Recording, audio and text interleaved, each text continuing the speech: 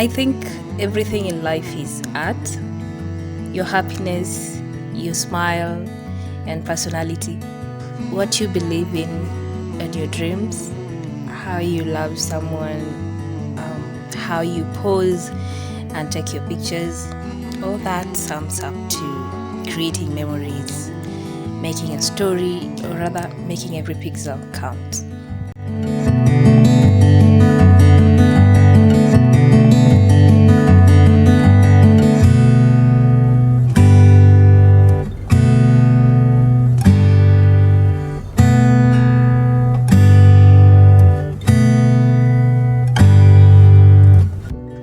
And when you talk about photography, it's the imagination, illusion, and the background image in your head before the actual picture.